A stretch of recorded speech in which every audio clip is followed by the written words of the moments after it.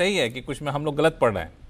नहीं, बराबर है। गणेश, पूरा नाम गणेश कृष्णन है। गणेश कृष्णन, अच्छा, गणेश कृष्णन। हाँ, बताएं क्या सवाल क्या है?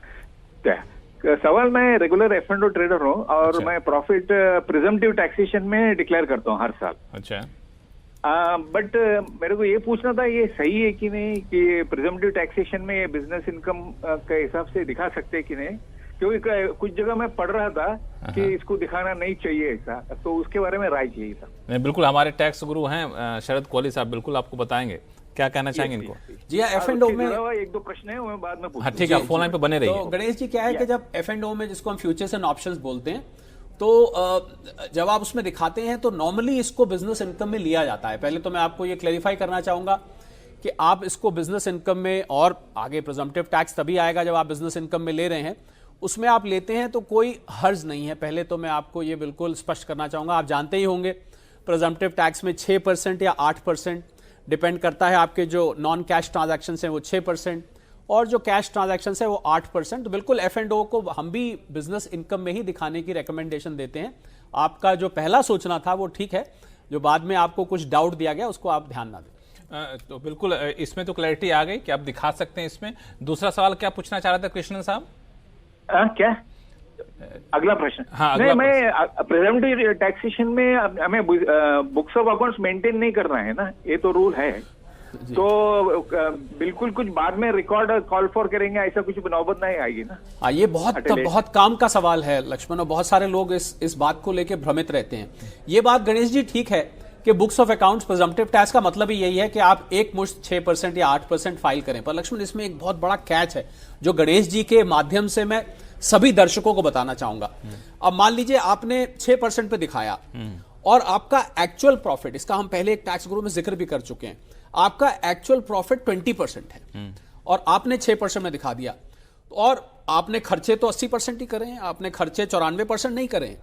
तो कहीं किसी स्टेज पर आपको यह जवाब देना पड़ सकता है कि आपने 6% दिखाया पर आपका असल में प्रॉफिट तो 20% है, खर्चे आपने 80% दिखाया। हाँ, तभी आपका प्रॉफिट 20% है, तो आपको बाकी के अमाउंट का हिसाब किताब मांगा जा सकता है। तो मेरी सलाह जो लोग प्रिजम्पटिव टैक्स में जाते हैं गणेश जी, आपके लिए भी और सभी के लिए ये है कि जब भी आप प्रिजम्पटिव टैक्स में दिखाएं तो आप ये देखें कि आप उसी परसेंटेज पे रहें, 6 या उससे ऊपर, 8 या उससे ऊपर, जो आपकी एक्चुअल परसेंटेज है। प्रिजम्पटिव टैक्स को बुक्स ऑफ अकाउंट्स ना मेंटेन करना की एक सुविधा के रूप में आप प्रयोग करें। शायद यही आपका सवाल था गणेश जी। गणेश जी, क्लैरिटी आ गई? क्लैरिटी आ गई। और एक छोटा प्रश्न था, ये जो एक्सपेंसेस जो दिखा सकते हैं उसमें एडवाइजरी फीस अलाउड है ना, by if you are making payment में चेक और चेक? बट वो समझो जो नॉर्मल तौर में मेरे फ्रेंड से मैं एडवाइस लिया, मैं उसको चेक से पेमेंट किया, तो is it okay? That's what.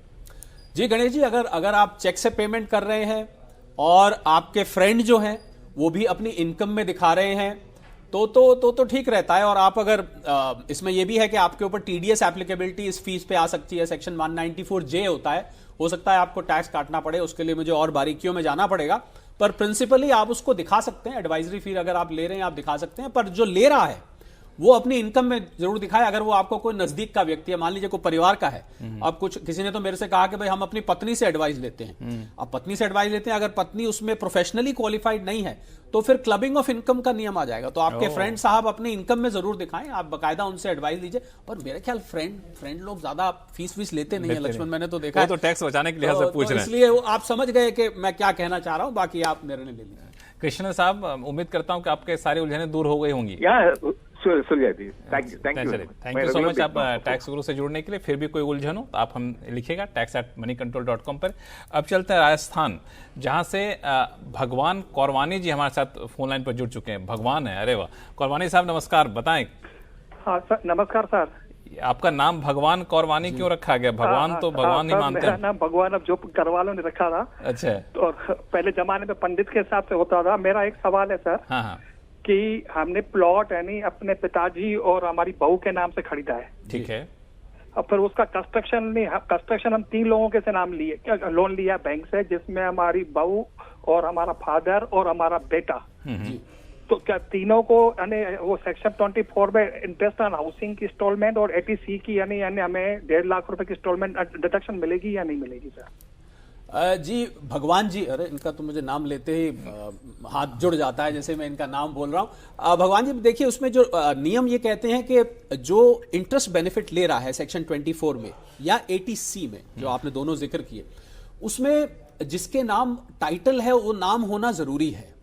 तो आपने जो कहा, वो नाम पहला नाम हो ऐसा जरूरी नहीं है। पहला नहीं, बाद में हो सकता है। पर मुझे इनके सवाल से कुछ ये समझ में आया कि उसमें इनका नाम नहीं है, इनके फादर का नाम है, इनकी बहू शायद इन्होंने नाम लिया उनका, इनके बेटे का नाम है। हाँ, तो आपका नाम भी भगवान जी उसमें होना जरूरी है।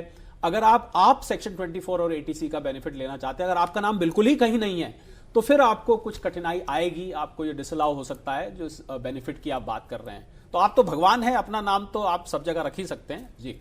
तो कौरवानी साहब, उलझन दूर, कंफ्यूजन दूर हो गया? हाँ, तो thank you sir, thank you. चलिए, अब फिलहाल वक्त है छोटे से ब्रेक का। ब्रेक के बाद जानेंगे एफएनओ ट्रेडिंग के टैक्स के ऑडिट की बारीकियां क्या हैं, बताएंगे छोटे से ब्रेक के बाद।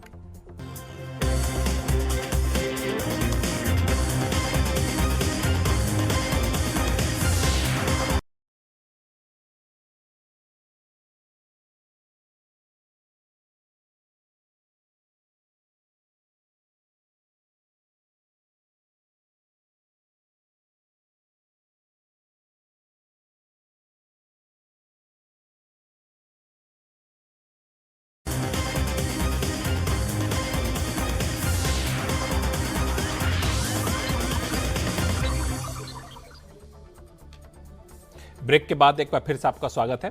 आप देख रहे हैं टैक्स गुरु और आपके सवालों का जवाब देने के लिए हमारे साथ हैं जाने माने टैक्स एक्सपर्ट शरद कोहली सर। सर, आपका स्वागत है हमारे शो में फिर से, और वापस से लोगों के सवाल लेते हैं। एक दिल्ली से अंकित नैनवाल जी हमारे साथ फोन लाइन पर जुड़े हुए हैं। अंकित जी नमस्कार, क्या सवाल है आपके पास? नमस्कार सर। नमस्कार शरद सर। नमस्कार। मैं आप लोगों का बहुत बड़ा फैन हूँ और हर वीक आपका प्रोग्राम पूरा देखता हूँ। जी बहुत बहुत धन्यवाद हौसला बढ़ाने के लिए। बताएं उलझन क्या है? जी, मेरे पास एक मेडिक्लेम पॉलिसी है जिसका प्रीमियम ड्यू होता है 24 मार्च को। अब मेरा इस साल का जो 80D का ब्रैकेट है 25,000 का, तो वो ऑलरेडी पूरा हो चुका है। तो मैं ये चाहता हूँ कि मैं इस प्रीमियम को 1 वीक या 10 डेज के लिए डिफर कर दूं, सो दैट ये अप्रैल मंथ में चला जाए नेक्स्ट फाइनेंशियल ईयर। तो अगर मैं इसका प्रीमियम का पेमेंट अगर मैं नेक्स्ट फाइनेंशियल ईयर में करता हूँ तो इसका क्लेम मुझे नेक्स्ट ईयर कर सकता हूँ मैं इसको, या इसी साल करना होगा? जी हाँ अंकित जी, बहुत नेक विचार है और आपने तो मेरा जवाब देना और आसान कर दिया।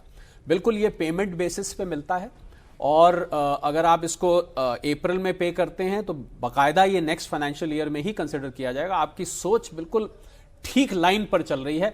ड्यू बेसिस पे नहीं, इसको पेमेंट बेसिस पे किया जाता है। तो अगर आप अप्रैल में देंगे इस साल वाला तो वो अगले साल में गिना जाएगा। बिल्कुल दुरुस्त सोचा आपने और परफेक्ट टैक्स प्लानिंग करी। तो बिल्कुल अंकित जी, कहीं कोई दुविधा नहीं है और बहुत अच्छा लगा कि आप टैक्स गुरु देखते हैं हमेशा। मुझे लगता है कि उसका भी एक असर है। बिल्कुल, मैं यही सोच रहा था कि इतनी प्लानिंग तो हमारे रेगुलर दर्शक के पास, रेगुलर दर्शक ही कर सकते हैं। चलिए, बहुत बहुत धन्यवाद अंकित जी हमसे जुड़ने के लिए। अब चलते हैं अशोक अग्रवाल जी के पास। इनका सवाल एक ईमेल के जरिए आया है, क्योंकि ये सवाल बहुत लोगों के मन में उठता होगा, तो मैं चाहता हूं इसका बिल्कुल स्पष्टता से जानकारी दे दी जाए। ये जानना चाहते हैं कि एफएनओ ट्रेडिंग के कारोबार के मामले में टर्नओवर या टर्नओवर की कैलकुलेशन का क्या अर्थ होता है, और टैक्स ऑडिट के लिए क्या टर्नओवर की कोई सीमा है क्या? जी हाँ बिल्कुल, क्योंकि CNBC आवाज के तो दर्शक शेयर मार्केट से जुड़े ही रहते हैं, तो बिल्कुल इसमें 5% अगर आपकी कैश ट्रांजैक्शन से कम है तो फिर आपके लिए 2 करोड़ रुपए इसकी सीमा है। और उसको कैलकुलेट करने का मेथड ध्यान से लक्ष्मण, मैं चाहूंगा अशोक जी भी सुन लें कि पॉजिटिव्स और नेगेटिव्स ये आपने जोड़ने हैं। और उसके अलावा जब आप ऑप्शन को सेल करते हैं तो वो जो सेल के ऊपर प्रीमियम होता है वो भी आपने जोड़ना है। ये अभी कुछ समय पहले एक अमेंडमेंट आई थी, तो ये तो हुआ मेथड टर्नओवर कैलकुलेट करने का। पॉजिटिव, नेगेटिव्स और सेल का प्रीमियम आपने जोड़ना है। और अगर आपके कैश ट्रांजैक्शंस 5% से अशोक जी ज्यादा हैं तो फिर आपके लिए जो है 10 करोड़, अगर 5% है तो 10 करोड़, वरना 2 करोड़, क्षमा कीजिए मैं शायद उल्टा बोल गया, वरना 2 करोड़ या 10 करोड़ ये आपके लिए टैक्स ऑडिट के लिए सीमा है। तो आप इस हिसाब से कैलकुलेट करिए और अपना टैक्स ऑडिट करवाइए। चलिए, तो ये है उन सब लोगों के लिए जो एफएनओ ट्रेडिंग करते हैं और जो इसमें आते हैं खास तौर से कि टर्नओवर क्या है, कैलकुलेशन कैसे करें, क्या हमें टैक्स ऑडिट कराना है कि नहीं कराना, उन सभी लोगों के लिए काफ़ी आसान भाषा में कोहली साहब ने जवाब दे दिया है। और फिलहाल वक्त है छोटे से ब्रेक का। ब्रेक के बाद जानेंगे कि होम स्टे से होने वाली आमदनी पर क्या कहता है जीएसटी के नियम, बताएंगे छोटे से ब्रेक के बाद।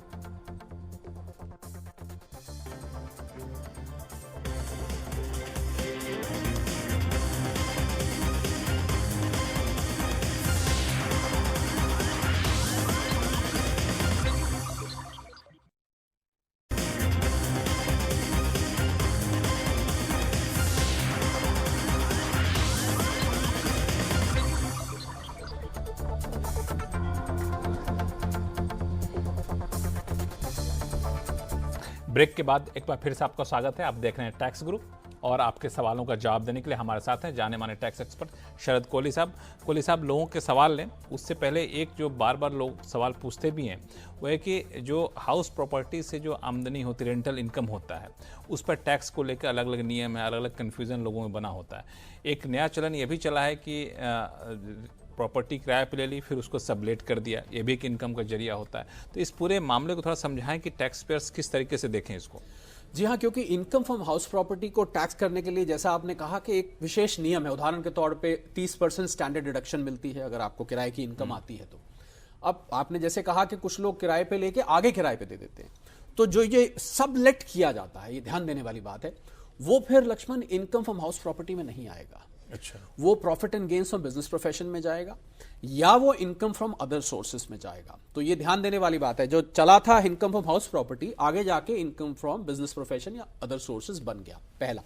दूसरा क्या होता है, कई बार प्रॉपर्टी आप देते हैं साथ में टीवी भी है, फ्रिज भी है, फर्नीचर भी है, और एक कॉम्पोजिट एग्रीमेंट बना दिया जाता है कि भाई मकान समेत हमने ये सारा फर्निश का फर्निश एज इट इज दिया, उसमें हमारे फर्नीचर का भी किराया है, बहुत चला हुआ है कि हाँ, फर्नीचर का भी किराया है, सोफे का, अलमारी का, टीवी का। अगर कॉम्पोजिट अग्रीमेंट बन रहा है किराए का, तो वो इनकम फ्रॉम हाउस प्रॉपर्टी में नहीं आएगा। अच्छा, ये बहुत सारे लोग नहीं जानते हैं। वो फिर इनकम फ्रॉम अदर सोर्सेस या इनकम फ्रॉम बिजनेस प्रोफेशन में जाएगा। और तीसरा एक और केस होता है जिसके बारे में मिक्स्ड ओपिनियन है कि अगर खाली लैंड आप किराए पे दे रहे हैं, खाली जमीन है, उस पर कुछ बना हुआ नहीं है, सपाट बिल्कुल, तो उस पर मेरा अपना विचार ये है कि ये इनकम फ्रॉम हाउस प्रॉपर्टी में नहीं जाएगा, क्योंकि उसमें तो हाउस का नाम की कोई चिड़िया ही नहीं है, वो तो खाली जमीन है। नहीं, मान लिया हमने बिल्कुल खाली जमीन दे दी और उस पर किसी सामने वाले बंदे से आजकल चल रहा है कि ऑनलाइन कंपनियां जो है वो वहाँ पे अपना टेम्पररी एस्टेब्लिशमेंट करके अपना गोडाउन बना लेते हैं, तो वैसे केस में क्या होगा? तो वो तो उन्होंने बनाया, आपने तो खाली लैंड दिया, जब आप वापस लेंगे तो आप तो उसको लैंड के रूप में लेंगे, अनलेस कि आपकी कोई बाद में डील होती है। मेरा ये मानना है, हालांकि इसके बारे में कुछ मिक्स्ड कोर्ट केसेस भी आप देखें, मिक्स्ड है, पर मेरा मानना है कि अगर स्टैंड अलोन प्योर लैंड है, सपाट लैंड, तो वो फिर इनकम फ्रॉम हाउस प्रॉपर्टी में नहीं जाएगा। नहीं है। एक चीज और आपने बहुत अच्छा कहा कि कंपोजिट अगर आप एग्रीमेंट बनाते हैं तो आपको अदर सोर्सेज में देना पड़ेगा, लेकिन आप कंपोजिट एग्रीमेंट में टीवी, फ्रिज, सोफा जैसी चीजें रखते हैं तो उसके जो कॉस्ट का डिप्रिसिएशन होगा, क्या वो कहीं क्लेम कर सकते हैं आप? बिल्कुल, अगर इनकम फ्रॉम बिजनेस प्रोफेशन में आ रहा है तो आप क्लेम कर सकते हैं। इसीलिए हम ऐसे केसेस में ये सलाह देते हैं कि आप टैक्स प्लानिंग करके देखिए। हम लोग क्या करते हैं लक्ष्मण, उसको स्प्लिट कर देते हैं कि आप उसमें किराए का अलग एग्रीमेंट बनाइए और बाकी के फर्नीचर वगैरह का अलग एग्रीमेंट बनाइए, फिर आप हाउस प्रॉपर्टी और बिजनेस प्रोफेशन दोनों का लाभ उठा सकते हैं। तो बहुत एक पते की बात इन्होंने बताई, बहुत लोग नहीं जानते हैं, तो इसका ख्याल रखिएगा कब आप हाउस प्रॉपर्टी के तौर पर इनकम को दिखा सकते हैं, कब अदर सोर्सेज के तौर पर दिखा सकते हैं, कुछ एग्जाम्पशन भी मिल सकता है, आपको भी बताया शरद कोहली साहब ने, बहुत ही काम की बात है। अब चलते हैं सीधा हिमाचल प्रदेश और वहां से चिराग साहब हमारे साथ फोन लाइन पर जुड़ चुके हैं। चिराग साहब नमस्कार। नमस्कार सर, मैं चिराग कसोल से बात कर रहा हूँ। कहाँ से बोल रहे हैं आप? कसोल से। कसोल हाँ कहाँ पे है हिमाचल प्रदेश में? कसोल के पास सर। नहीं, कसोल डिस्ट्रिक्ट है, वो क्या है? डिस्ट्रिक्ट है सर। डिस्ट्रिक्ट है, अच्छा। वाह, तो वहाँ पे क्या गर्मी तो दिल्ली में काफी बढ़ गई, वहाँ भी गर्मी है अभी कि नहीं? अभी ठंडा है थोड़ा माहौल? नहीं, ठंडा मीठा मौसम है सर कसोल में। ठंडा मीठा मौसम, वाह बहुत बढ़िया। बताएं क्या सवाल है आपके पास? सर मेरा सवाल ये है कि हमारे 2 कमरे खाली है और उन कमरों को हमने एयरबीएनबी और मेक माई ट्रिप पे रजिस्टर कर रखा है। अच्छा। और उनकी सहायता से हम वो कमरा किराए पे चलाते हैं। अच्छा। जिससे हमारी ज्यादा कुछ आमदनी होती नहीं, सिर्फ सालाना 8 से 9 लाख होती है। हाँ। तो मेरा सवाल ये है कि क्या उन पर मेरे को जीएसटी का भुगतान करना पड़ेगा या नहीं? ठीक है, कोहली साहब हमारे साथ हैं, टैक्स एक्सपर्ट हैं, बताएंगे आपको क्या करना हो। जी हाँ चिराग, आप मीठे मौसम से हैं तो मैं मीठा जवाब देता हूं, क्योंकि इन्होंने ठंडा मीठा बड़ा अच्छा टर्म यूज किया है। 28 जून 2017 का चिराग जी एक सर्कुलर आया था जीएसटी का, जिसमें जबकि क्योंकि ई कॉमर्स ट्रांजैक्शन में आता है, और आप शायद जानते हो, शायद यहीं से आपका सवाल आ रहा हो, ई कॉमर्स ट्रांजैक्शन लक्ष्मण जब होते हैं तो ये जो लिमिट होती है ना रजिस्ट्रेशन की, ये अप्लाई नहीं करती। अच्छा। आप 1000 का भी ट्रांजैक्शन करेंगे जीएसटी लेना पड़ेगा। पर ये जो सर्कुलर का मैंने जिक्र किया 28 जून 2017 का, इसमें जो लोग अपना कमरा किराए पर दे रहे हैं, जैसे आप एयरबीएनबी वगैरह को दे रहे हैं, वो आपके लिए एग्जेम्पशन है। तो आपके लिए खुशखबरी है चिराग, आप बाकायदा अपने 2 कमरे दीजिए, अच्छे अच्छे गेस्ट लेकर आइए और आपको कोई जीएसटी रजिस्ट्रेशन, ये जब आप 10 लाख की लिमिट, हिमाचल में 10 लाख की लिमिट है, वो शेड्यूल्ड एरिया में आता है, जब तक आप उस लिमिट से नीचे हैं आपको चिराग रजिस्ट्रेशन लेने की जरूरत नहीं, भले ही आप ई कॉमर्स का काम कर रहे हैं। लेकिन इसमें एक सवाल ये है कि जो ऑनलाइन प्लेटफॉर्म है, एयरबीएनबी हो या मेक माई ट्रिप हो, कोई इस तरह से हैं, तो वहाँ पे वो जीएसटी नंबर इनसे नहीं मांग सकते हैं, उनको भी तो चाहिए होगा बिलिंग के लिए। नहीं, वो नहीं मांगते हैं, क्योंकि इसलिए नहीं मांगते हैं क्योंकि जब तक उनको पता होता है कि अभी आप किस लिमिट में हैं, और जब लिमिट क्रॉस करेंगे तो इनकी खुद की ही लीगल जिम्मेवारी बन जाती है, तो उनको इस बात का, इन प्लेटफॉर्म्स को मालूम है इस बात का जवाब। चिराग साहब, आपके उलझन दूर हो गई? जी जी बिल्कुल सर। चलिए, उम्मीद करें कि आपने जो 2 कमरे किराए पे दिए काफ़ी अच्छा उससे आमदनी हो आपको, और कोई भी उलझन आगे भी हो तो आप हमें लिखिएगा tax@moneycontrol.com पे। कोहली साहब, बहुत बहुत धन्यवाद सभी सवालों का जवाब देने के लिए। और दर्शकों से यही कहूँगा, आपके पास इनकम टैक्स से जुड़ा हुआ सवाल हो या फिर जीएसटी जुड़ा हुआ, आप हमें लिख भेजिए tax@moneycontrol.com पर, और अपने सवाल के साथ अपना नाम और मोबाइल नंबर लिखना ना भूलें, ताकि हम सीधे अपने टैक्स एक्सपर्ट से आपकी बातचीत करा सकें, आपकी हर उलझन को दूर कर सकें। टैक्स गुरु में फिलहाल इतना ही, दीजिए इजाजत, देखते रहिए CNBC आवाज़। नमस्कार।